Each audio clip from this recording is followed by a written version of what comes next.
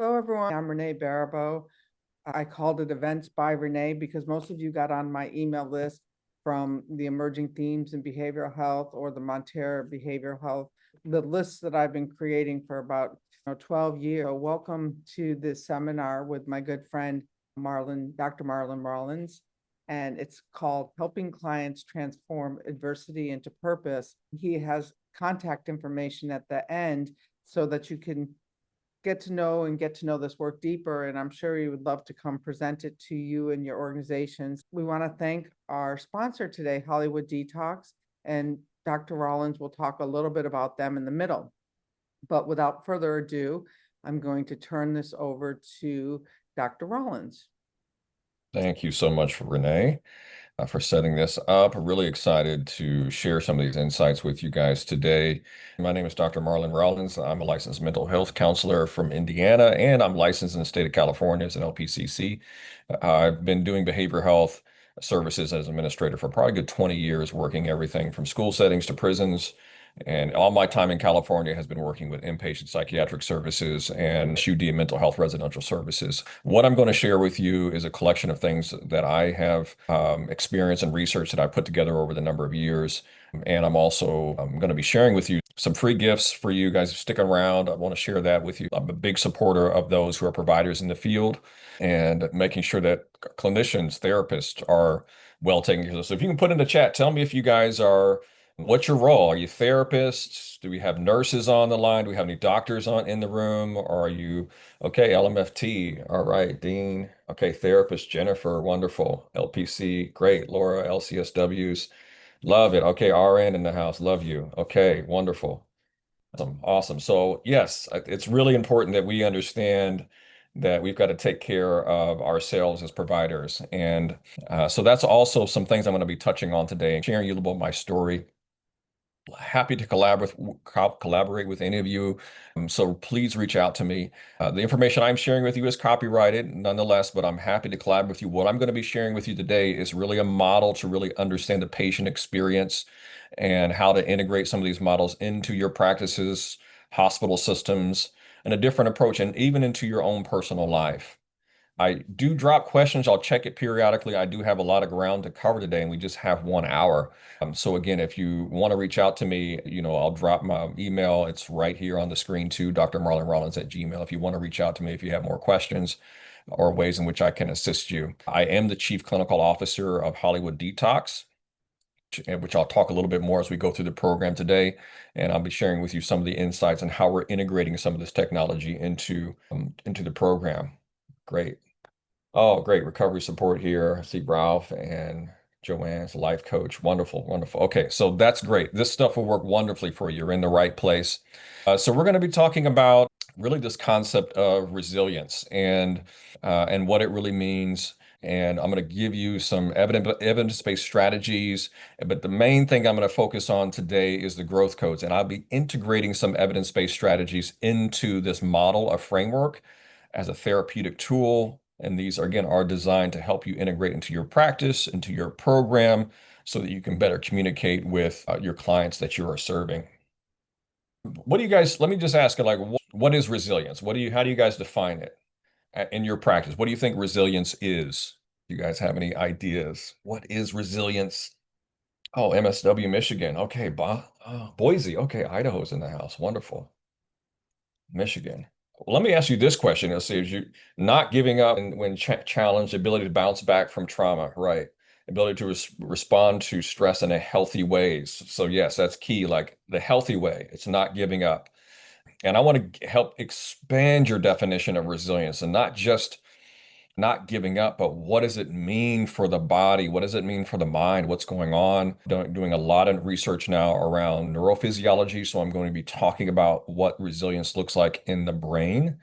Yeah, let's see, the ability to withstand external forces and return to a baseline. Great, great. Okay. Yes, that's what we want to be talking about. Stay active with recovery. Yeah. So recovery is almost like a synonym of resilience, right? So think of recovery with something has been impacted and it recovers back. It's able to restore. Let me ask you guys this too, because we got a lot of providers on too. So we have a safe space. I'll say, what drains your energy? Tell me about that. What kind of things drain you? I know we got some nurses on here too, and clinicians like high caseload, like deadlines, your boss is writing notes endlessly. What kind of things burn you out? Yeah, stress. Yeah, draining paperwork. Yeah, there's nothing that is lively about doing paperwork. And again, I'm seeing and share with me, just put a yes in the comments if you are seeing more people just drained. Give me the word, yeah, drained. Like more people are dealing with a lot more compounding stress in their life. Oh yes. Yeah, my clients I'm seeing now are really struggling. Socially, culturally, issues are coming up. Yeah, higher caseloads. There's more demand for therapy and mental health services. So there's a tremendous amount of exhaustion. Yeah, higher caseloads. That's compassion fatigue. Yes, Juan, exactly. So those are the kind of things that we're seeing collectively. And again, you guys are all over. I want you to realize that, hey, we got people all over talking about the same thing in this space, and we're all healers. And so I like to share with you a personal story too as we get into this. This is my sister and I. My sister is 2 years older than me, and she was a nurse. Her and I both aspired to be healthcare providers. The therapist, she was the nurse. We always worked together. We had our own traumatic kind of experiences growing up. If you see that little picture in the background there of her and I in our pajamas, that was actually a time we were living in our car, going from place to place. So we were always close, kind of going through tough times together. And I achieved and was able to get my doctorate degree and was licensed. And the picture you see here in the middle is her as a nurse. And I actually took that photo of her. We worked in the same hospital. I worked in the emergency department. She was a transitional care unit nurse. So her job, and she also ran a home healthcare business.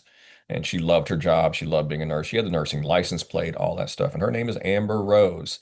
So whenever I do talks and talk about my story and my purpose, I bring for my sister. My sister died by suicide on December 31st, 2013.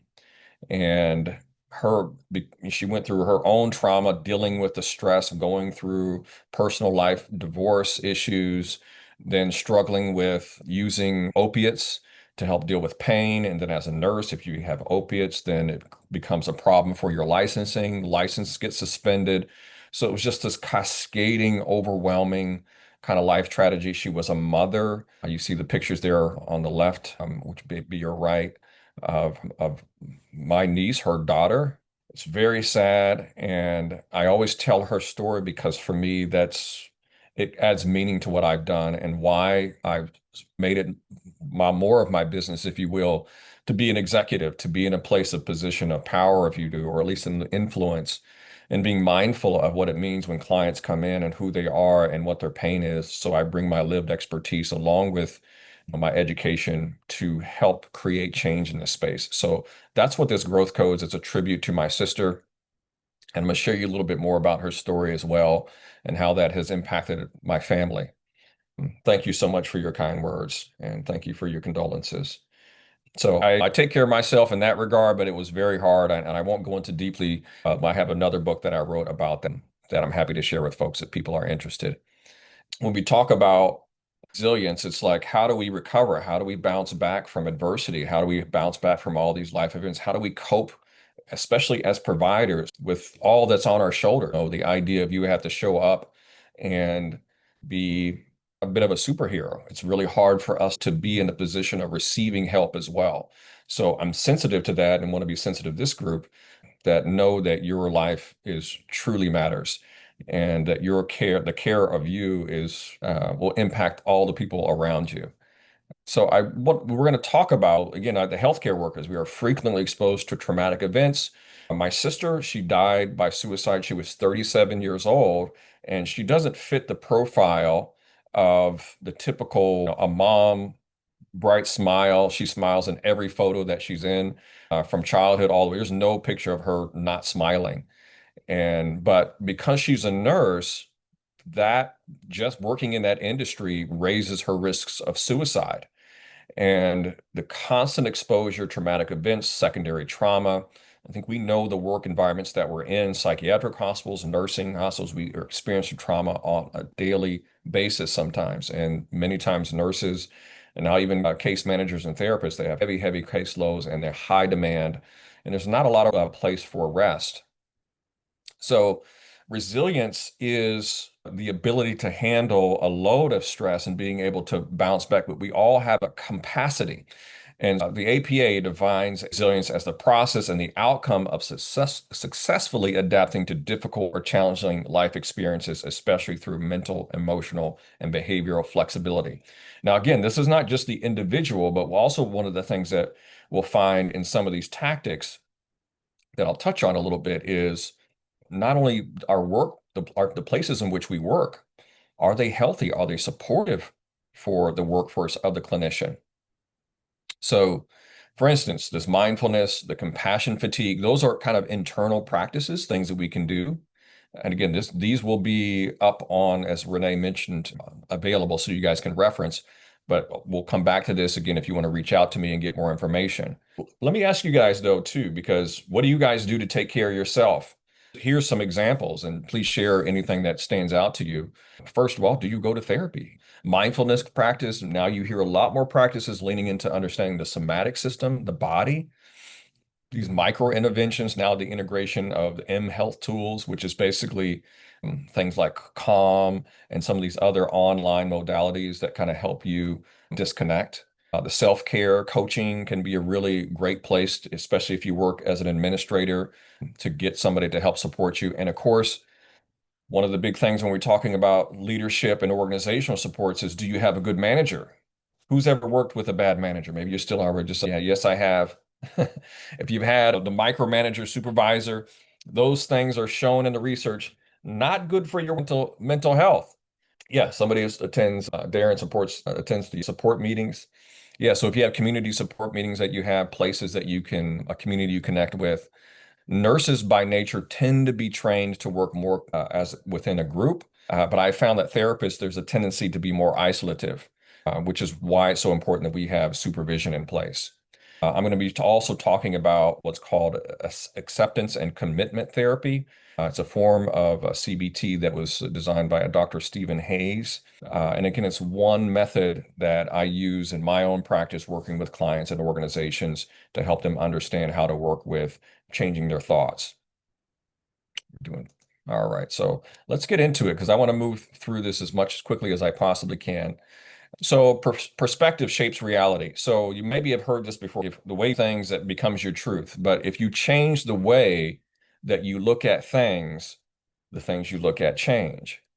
And what I am going to compel you to think about is looking at the way we understand the mind differently. So one of the things that I've been researching heavily and are integrating into Hollywood Detox is understanding the brain. The brain is based on really thermodynamics. All right. It's a place, it's a seat of temperature control. Okay. So we always learn about dopamine and oxytocin, serotonin, and endorphins and whatnot. But a lot of our operating with our neurons that are firing, billions of neurons firing simultaneously, we're talking about really thermodynamics and temperature control.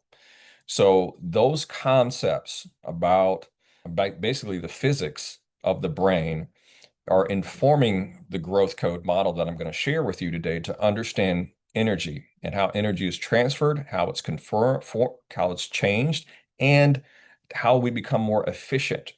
So like our emotional world, which I'm going to break down a little bit more for you, how important that is to really understand what emotions are like, what is stress in the brain. And we understand already that things like post-traumatic growth, the activation of the sympathetic nervous system, all of those physical features that happen in the breath, which is the fight or flight response. But what does that look energetically like? Energetic. I'm going to give you some, again, this model as we get into it today, specifically when we're dealing with chronic stress and trauma. So if we get exposed to a traumatic event, it's going to impact our nervous system, which underscores the process of how we feel. If you've had a traumatic event, the death of a client can be a traumatic event, or you're on in an ongoing stressful environment. Even with the loss of my sister, I'll use as an example, the traumatic death by suicide, it amplified my own cognitive distortions because there were feelings that were attached to that. And what our feelings are a facade, okay, for energy, right? And so you hear people say your feelings are valid. Your feelings are valid, but your feelings are not always true, okay? So it's the notion of, are you in danger? Okay. So the nervous system is designed to signal us that we are under some kind of threat. But if you experience trauma, the nervous system gets cued that, okay, there is danger in this moment. But if you've done any more research around the idea of trauma, it's not just the event, it's how your nervous system stays stuck in the reaction, in the response to that event, especially if it's chronically exposed to it. And when we see trauma, we're chronically exposed to secondary trauma, the death and trauma of things happening around us in our world, a lot of uncertainty. It creates a sense of hypervigilance in our nervous system. So we're always on high alert. So which helps us focus on the right things.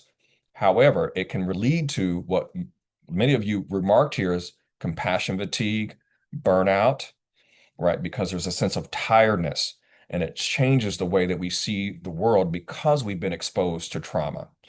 So it's an adaptive mechanism that is designed to protect us. But if we're staying in that kind of space of hypervigilance, then it just wears on our body, raising up cortisol levels in the body. So the notion is like, hey, we all live in this world together. And you guys, just as you mentioned, you've dealt with your personal, you see clients dealing with a lot more chronic stress. And what I am going to introduce is a way for, and these are things that I have some case studies I'm going to share with you, a way for you to understand the different buckets of the growth. How do you now transform adversity? How do you pay attention to these things?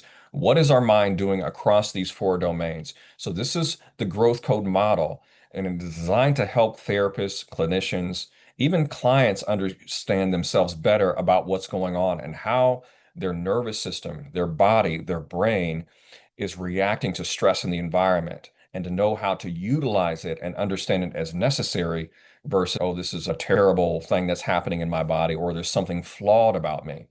So this notion that you are not your brain, okay? Your brain is an organ, and it actually doesn't really care about you.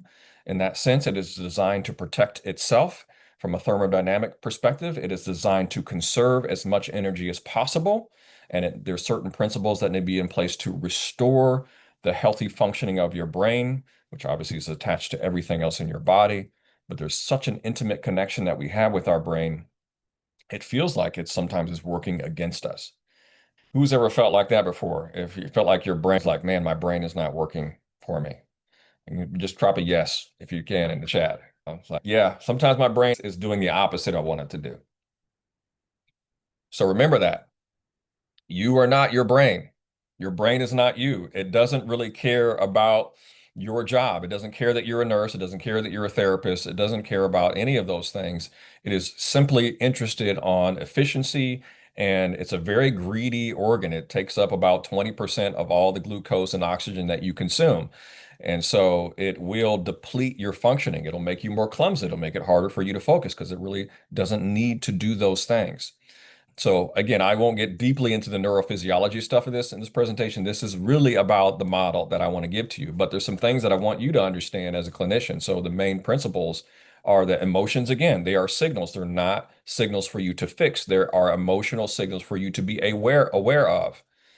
Every feeling carries a certain energy. So if you've done anything with MRI, looking at EEGs, the things that we've learned, that energy seeks direction, it cannot be suppressed. Energy can neither be created or destroyed. And what does that mean is if I understand that my feelings are energy, holding them in, it basically creates more stress on the body. It has to go somewhere. So these are physical laws that we understand in the world, that energy transfer, like I said, it makes energy must be converted into something else. And ideally, you become the converter of that energy. You get to do something with that energy. And energy can be both negative and positive. Matter of fact, they're both necessary for your growth. That is how our world is set up, negative and positive energy. So again, these are not just metaphysical things, these are actually physical things. And I won't be going into the physics behind this necessarily or the algebra and the mathematics behind it, but I want to give you a model to understand what you can do with how to channel and do something healthy with emotions when they come through you as the individual and you experience them because you're supposed to. So growth requires channeling emotionally energy into a purposeful action. That means doing something with it. And I'm going to go over the four domains of energy transfer within this model. And you probably hit for physical, emotional, spiritual, and we are a relational creature. We are connected to one another. So relationships matter to us. All right. There's a lot. Who has ever felt like, hey, I don't know why I feel this way? What's wrong with me? How many of you heard clients, people say this, I don't know why I feel this way? What is wrong with me? Have you had people say that to you? Maybe clients coming in, what's wrong with me? Why do I feel this way? Maybe you felt it yourself. And again, we personalize the feelings that we're having, the energy that we have, and we take it as if it is us. So what I want to help people understand here is that in our brain, we have these oscillating neurons that are going up and down. Okay, it's like a frequency. It's a constant, neurons constantly firing. So what I want you to think about as far as energy potential is concerned, there's something that's called minimum potential and maximum potential. So I want you to consider like minimum potential where that ball is sitting at the lowest point. Consider like a valley, right? That's the lowest potential, meaning that it is most stable at the bottom. So in a place of depression, in a place of low potential, that is the most stable place because less energy is required and there's less risk, right, of something decomposing. So think about water is a good example. So when water is frozen, it's at its lowest potential, meaning that the movement, which we would call heat, is really just the molecules have come to a slow point. They're no longer moving, it's frozen. But as things heat up, it can turns into water. The molecules are becoming more active. And at the highest potential, we're talking about it's steaming, it's boiling because the molecules are very active, right? So the idea is that when we've been hit by a trauma, okay, something has impacted us, our stress response is going to take us ideally to from a high potential in that moment. I'm very active. My nervous system is way up. And now I've been pushed off because of a force external to me of an energy that I've experienced that maybe takes me down to a minimum potential, especially if I've been in that place for a long period of time. So the opposite of that is also true. When we're at our maximum potential up high, there's more potential for us to come off of that space, but it's also very stable. Think about balancing, like those rocks that you see in images where people are like balancing things. It's at a high potential state, but it's very stable. And our goal is to find that stability, but you can be very stable low, which is the experience of depression, okay, clinical depression it's hard to move out of that, or you're at anxiety. How many of you guys have worked with clients with anxiety? And who's it easier to work with, depression or anxiety? Who do you think is easier to work with? Anxiety. Somebody puts anxiety. That's right. Why is it easier to work with someone with anxiety or what they present as anxiety? Because there's a lot more energy in that individual. Trying to pull somebody from a depressed state is much more difficult. It takes a significant amount more energy to move somebody who's in yeah, so like sleeping is a big thing. Sleeping is, again, we get into this in our clinical program about sleeping, like not being able to sleep. Somebody's so anxious that the brain doesn't want to turn off, which is also very unhealthy. So again, growth is intended for all of us. Just the human experience. It's not a straight line. You probably have heard this before. Growth is not a straight. There's ups and downs and ups and downs. And the notion is we want to embrace the down period as an opportunity to create a shift because it actually allows us to grow when we face adversity. It creates movement. We actually can accelerate more and better. But the notion is how do you manage somebody through that low point? We're going to talk about that too. So these are the complexities I ran into as a clinician. Like, how do I help people understand what's going on to moving from a low potential point to a more of a maximum potential point? And not that one is good or worse, but both of them are necessary for our growth. But people are finding themselves stuck. How many of you have heard commonly people say they like victimhood has become very popular? I'm just a victim. I'm a victim of this. If you've seen a lot of people doing that, just write victim in the chat too. like dumping, and like people almost over identify with their trauma. So this is the number one growth code. So this is the model that I want to give you as a clinician, okay, or as a nurse, or even for yourself. Are you being fear driven or are you faith driven? Okay. And there's in the middle, there's this neutral space. Fear driven is the minimum potential state. Faith driven is the maximum potential state, and neutral is that influx point. And it's something that we all should be understanding as the spiritual growth code. And again, these are words that I'm using to help label this domain, this dimension of the mind, the body, the spirit, and our relationships. Okay. So a fear-driven individual is going to look like this when they come into your clinic. And these are the things that you would assess for.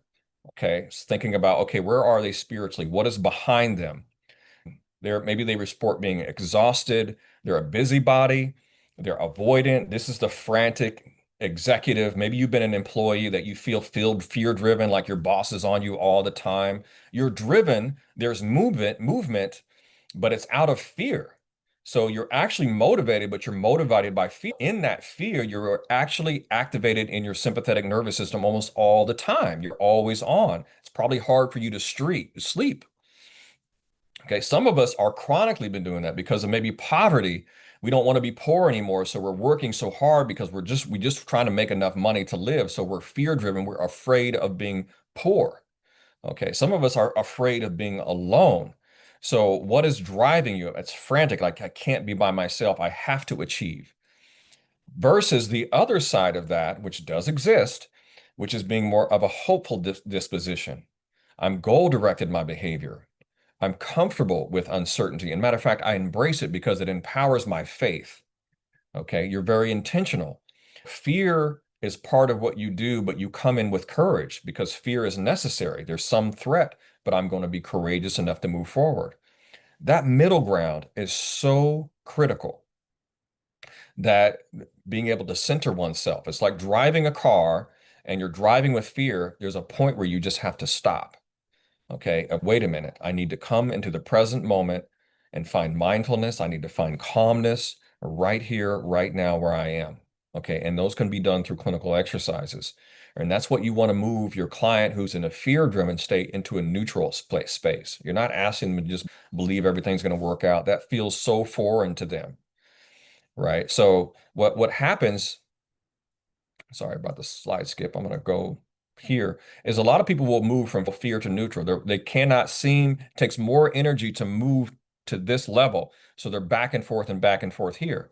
The objective here is our maximum operating is to go from here to here and here to here. But most of us are getting stuck and I just can't calm down, and they fall themselves back into fear because the brain neurons that fire together wire together. So they're almost programmed to stay in this space. And some people live in this almost all the time. Okay, so that's the spiritual growth code. Just a couple words about Hollywood Detox. This is a 16-bed residential program that we are putting together, a program that is based on restoring the brain in addition to the therapies that we offer. So it's a 16-bed residential. We also offer PHP IOP services. We have a great clinical staff. We've just opened. So this is a new program that will be integrating some of these practices and a whole lot more around treating the brain, which I will probably do another presentation. If you're interested in that, please email me or just say, hey, I'm interested in the chat, and I'll capture that as well. And I'll reach out to you with some more information about what we're doing to actually help the brain.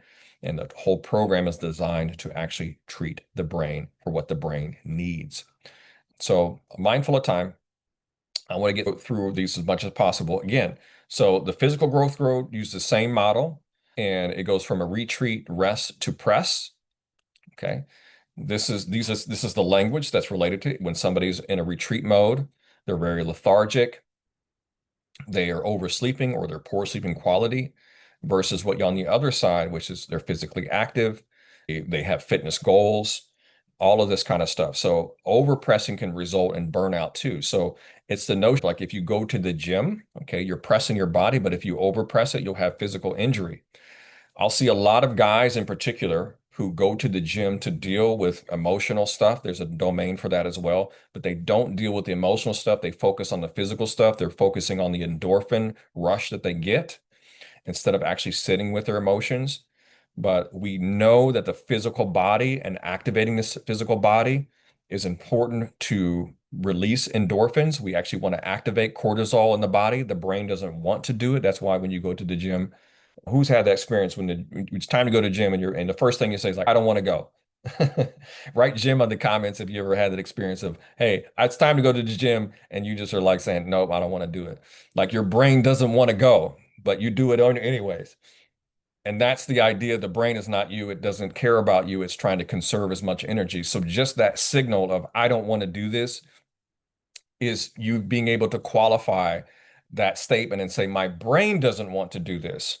And then you can make fun of it. I don't want to do this. So this is like one of the forms of ACT treatments, like recognizing that emotionally there's a signal of not wanting to do something, but it's not really reality. You can get up and you can bypass that signal of not wanting to do it because your brain doesn't want to, right? So we have those choices.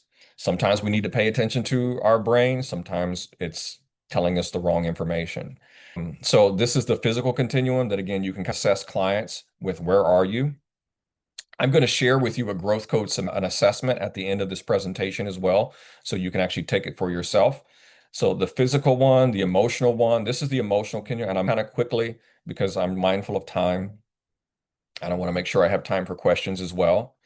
So the emotional continuum, again, let me go back one, just again, so you can kind of see it. It's a place of apathy. The middle ground is sympathy. And then at the top higher potential is empathy. Okay. So apathy and empathy are two polar opposites, apathy to empathy. And the middle ground is sympathy. Again, these are words that I'm using to signal out what does it look like in our clients. So a person who is apathetic is I don't care. Who's ever been in that position where you have a client who says, I don't care. I don't care anymore. I don't care about them. It doesn't matter to me. I don't care. It's a defense. This is a guarded demeanor. Now, mind you, at the lowest minimum potential, as I was showing in that graphic before, the emotional continuum being at a minimum, it can be very helpful for the individual. But if you're stuck there, you're not very resilient. Okay, because you are saying, I have no more capacity to deal with anything else. I'm burnt out. I'm angry. I don't care anymore. This is a place emotionally of a lot of suicidal risk because they don't care about anyone else. They don't think anyone cares about them. They're apathetic to themselves. Okay, so and it's because of either chronic stress, they don't feel cared for. So therefore, I'm not going to care about anyone else. Yes, overwhelmed. The not my problem kind, it's not my problem. Okay, so moving into that influx point of sympathy. Now, mind you, these are all continuums. If you've ever been there, there's times in my life I felt, you know what, I don't care anymore. Sometimes you go to those places, but how do you move out of that? Okay, is the ability to forgive yourself or someone else, to find sympathy, have compassion for yourself, to be non-judgmental. You hear about self-care. This self-care is not just going and getting a pedicure, a manicure, and getting your nails done and getting a massage. It's the internal motion of, I forgive myself. Forgiveness is forgiving myself another chance, right? To understand that their feelings matter, like my feelings matter. Finding peace, that is a form of sympathy, right? Like some of you guys showed sympathy for the loss of my sister. I'm so sorry that happened to you. And that's showing sympathy. So thank you for that. If you were to come at me and say, you know what, I really care, which people say some pretty wild stuff too, that's very judgmental when it comes around suicides. You probably have ran into that, but that's not helpful to me. And then the idea of empathy is what it is like to have compassion towards someone else. And this is not the empath. The empath is a trauma response that's become right empath. If you're tired of hearing people say, hey, I'm an empath, maybe you're an empath, no offense.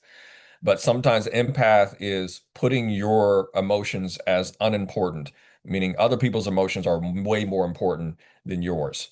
Okay, that's not this continuum. It's almost a form of empathy. of I don't care about myself, I'll care about everyone else. That's a dangerous place to be, especially as a healthcare provider, is you have to put everybody's needs above your own and then they celebrate you for it. So I would say just caution around that mentality, that emotional experience. If you're a healthcare provider, a recovery professional, is what happens chronically is what we do is because the world rewards us for listening and putting other people's problems before us. We feel good about ourselves, but the problem is we tend to neglect ourselves because of it. So watch out for that. True empathy comes from a place of sympathy. I'm giving you from abundance. I'm giving you empathy because I have plenty for myself and excess to give for others, if that makes sense. If you are trying to give empathy, and you're feeling compassion fatigue and burnout, it's because you haven't done enough sympathy for yourself. So remember that over empathizing, even at a maximum potential, can lead you to burning out, and you'll find yourself falling down into that apathetic point again because your nervous system is saying, you know what, I don't have anything left. I don't have room to care. And all of a sudden now you're mean. You're Nurse Nancy, who is mean to everyone. Okay. They have lost the empathy and they're in apathy and they have a very short fuse. They're just going through the motions. Dangerous space. If you've been there, you can write "been there" on the comments. I've been there. I worked in crisis departments. I ran a crisis department for 5 years. So watch out for that. Mind you, we all go through, it's not, doesn't make us a bad person. These are the things that we just go through in our personal growth. Okay. So resilience is not that you get back to where you were. It's about you have better capacity and you can be more effective and rebound more quickly. Okay. Okay. So the last one I'm going to give you is called the relational growth code. Okay. And then we're going to get into a couple case studies. Relational growth code is very popular. And you guys have heard of attachment. Type attachment if you've heard avoidant attachment, the anxious attachment, disorganized. If right enough if you've heard too much about attachment already. Okay, so I'm just using the word to recognize that attachment is an important part of what our experience is as a human creature. Okay, but it's a minimum potential, meaning I need you to be around versus isolation. A lot of people have a hard time holding on, just being by themselves. Okay, that's a thing. So what I find is a lot of clients, and I've been through this before, of isolation. Think about losing my sister. Like I was afraid to connect with people. I sometimes was isolative, and I was having a hard time really connecting in a relationship, at a more intimate relationship, because I was afraid of people leaving or dying or the loss of love and grief, all those kind of things. So paying attention to the relational growth code is the fourth dimension of the growth codes segment. So what does it look like? Again, the attachment is I can't be by myself. I'm codependent. Again, you see a lot of this in addiction recovery. There's a lot of attachment around trauma and trauma bonding, right? I need you. Very narrow minded bias. They only see what they want to see. So you can say attachment is blind. It only sees what it wants to see. Mind you, your brain is actually will only perceive what it wants to see. Okay. Because it is, when it comes to relationships, it's in a sympathetic arousal hypervigilant state. So you can't see the red flags. You can't see why this relationship is actually bad for you, right? You don't see the red flags. The red flags look like green flags, okay? Because your brain is playing tricks on you. It's just going to stay in an anxiously attached, or it is afraid to love. Okay, those are the trauma responses. So isolation is that influx point, which a lot of people struggle with, is like the ability just to be by yourself, to know who you are, to be independent, okay, to be self-aware.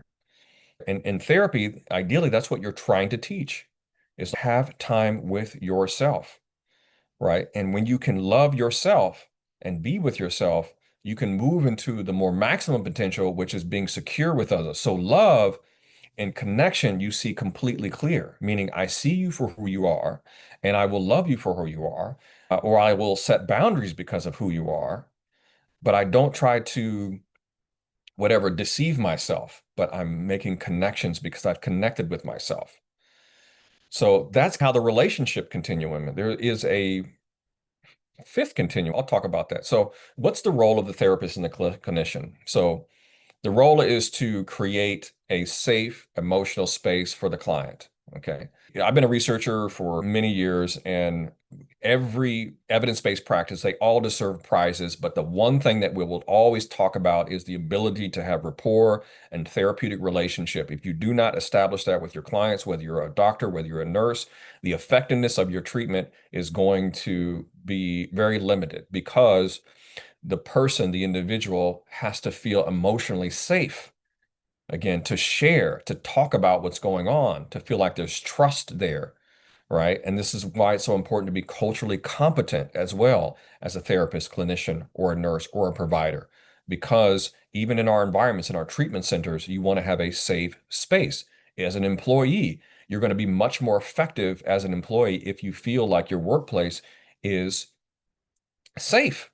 If it's not safe and it's high stress, you don't even want to go.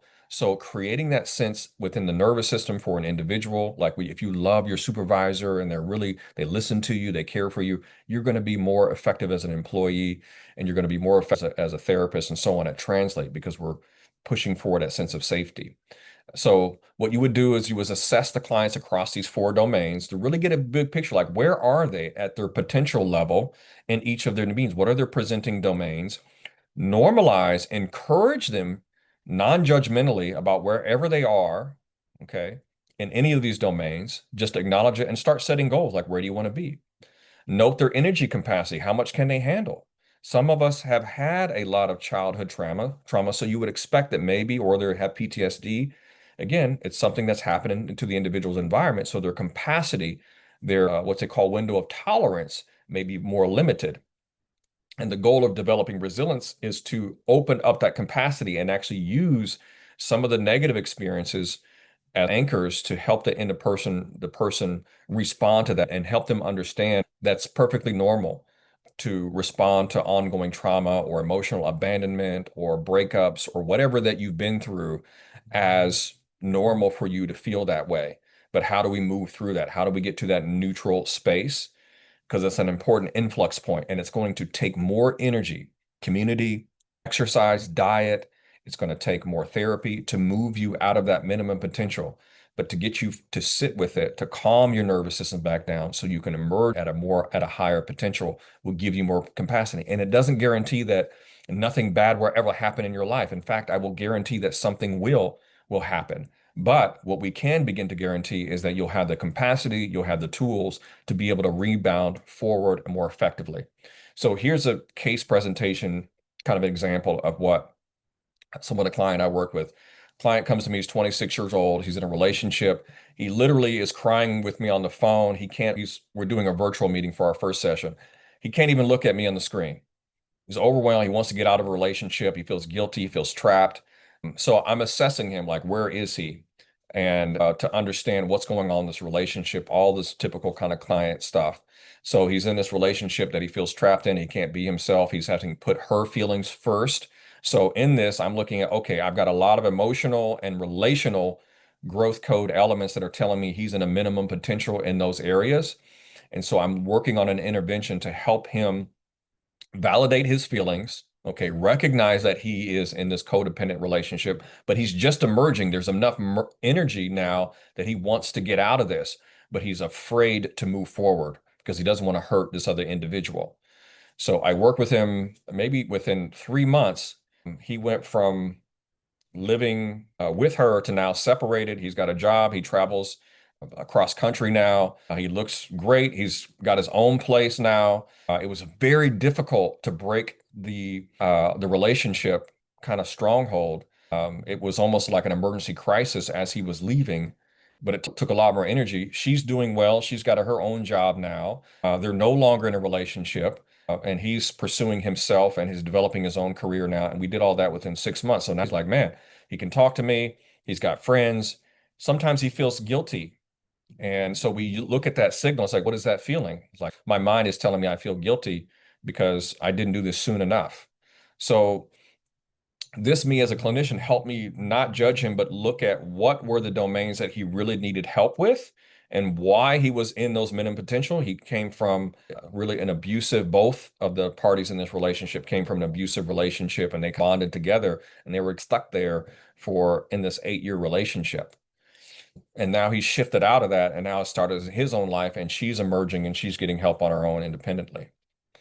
Here's another case study. This is maybe some of us where you have a professional who's burned out. Again, this was an executive that I was working with, and they were just constantly in kind of that fear-driven mode spiritually.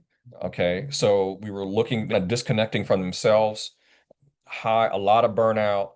We assessed through these. I used some coaching tools, how to redefine what a purpose was because they feel like I've lost my sense of purpose. That's my problem. I'm just chasing whatever. And this kind of sense of feeling numb, like I'm going through a robotic, everything seems pointless, like a lot of lack of meaning. So we instituted, okay, let's move out of this fear-driven mode and just be with herself. This even went like taking a vacation time and sitting and journaling by themselves away from the work, kind of find that neutral space instead of being constantly driven by whatever the next report was. Now she's doing well, has changed jobs, got a better job. The relationship with her husband is so much better now. And the relationship with her kids, she's showing up now with her kids. So talking to her with this model in mind helped her understand how to navigate her emotions, how to navigate her work demands without losing her sense of self. And again, the job is still challenging, but now she can handle it better. She's more resilient because before she was in a burnout mode, and I need to pull her back down into the influx because she was starting to fall over into that minimum potential location. Okay, so that's a little bit how the model works. And again, I know I'm floating through this.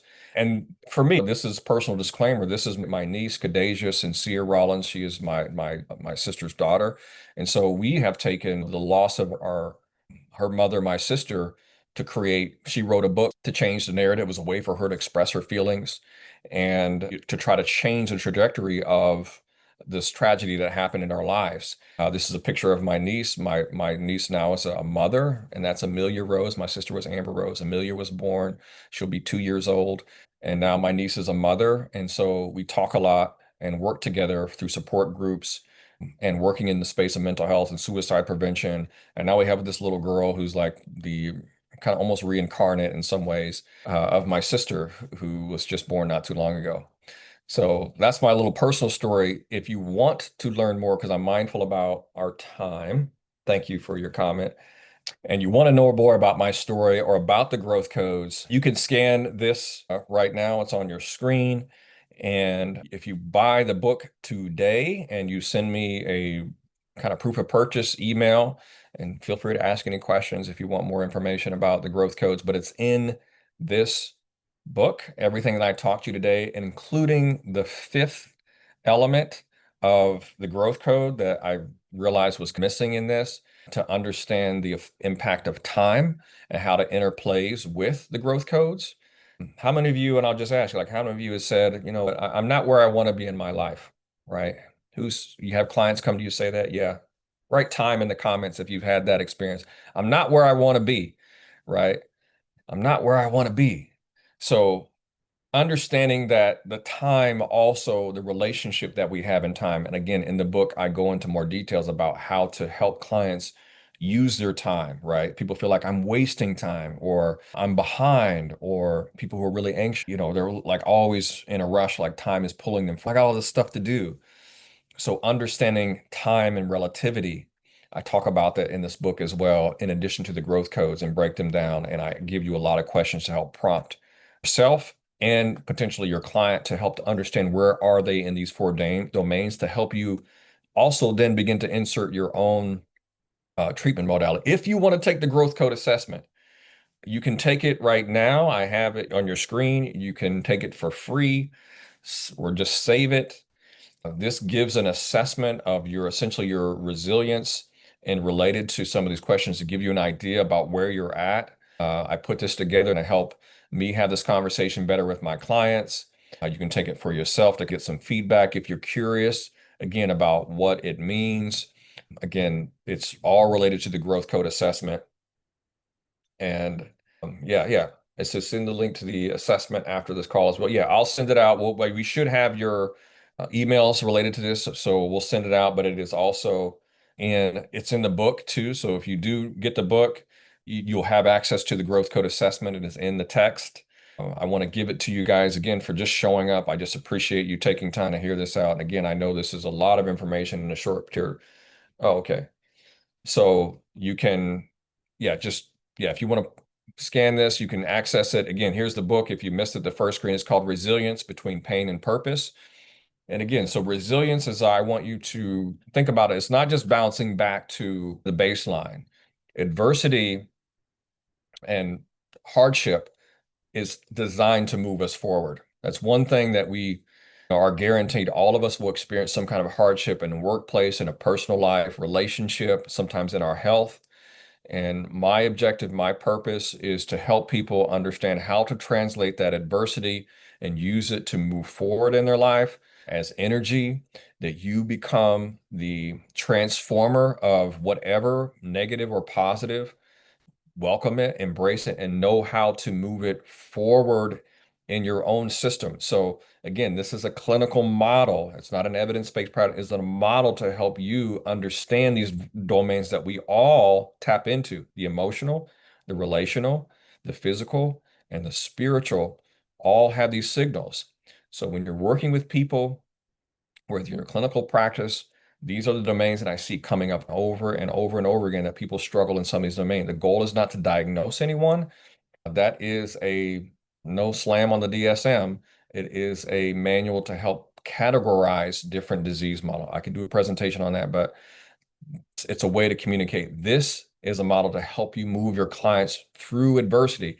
And I'm seeing so many people more traumatized, a lot more chronic stress, and we have to know how to move through, become more resilient. So the early we start this work with our children to understand these domains, understand not our brain, but our brain is designed to react to stress in a certain way, but it doesn't define who we are.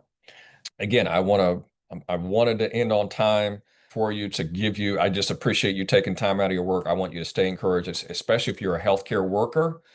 Please take care of yourself before you take care of anyone else. It's the one thing you hear announced on the, if you've flown in a plane, which is nowadays getting more scary, it seems. So again, if this has been helpful to you, I appreciate it. Just type resilient in the chat. If you want more information, please reach out to Renee. She will share with you some of these resources. If you did buy the book, again, I appreciate it. And I will send you another one-sheeter that you can use as a couple things for kind of a journaling so that you can use it. And yeah, again, thank you so much for joining me today. You've got my emails, drmarlonrollins at gmail.com. If you'd like more information or collaborate, I'm always here out in the field trying to do more. And please, if you have clients to think about, consider a Hollywood Detox. We're doing some major cutting edge stuff, which we will come back and I'll announce more about some of those outcomes and what we're doing in the clinical setting there. So thank you so much for joining me today. And I don't know if, I think Renee, is she still on? She came on and off. I'm here. Okay, Renee, I'll give it Thank back you, to. Dr. Rollins. That was a great presentation, and thank everyone for coming, and look forward to doing some more of the webinars with you, an area that I'm going to be moving into. I shared a new blog article we just wrote over at Hollywood Detox. I'm very excited about what they're bringing. They're bringing this brain science that's really important. And I saw it firsthand with one of my best friend's sons who couldn't get sober. And he's sober a year later, active in his church. And it was because we did this EMBP treatment on him during his treatment, and it worked like a charm. Marlon, thank you. And Reza, thank you for hosting this. And we'll see you again Yeah. in another People are asking about month. the CEUs. Can you say quickly how to Oh, get that? so the CEU certificate, you'll get an email following this webinar. Just click back onto your attendee dashboard and fill out the evaluation, and you will get a CE certificate that you can download. All right. Thank you, everyone. If not, just email over there and I'll make sure that happens for you. Have a great day. Thank you. Thank you. Bye all. Thanks.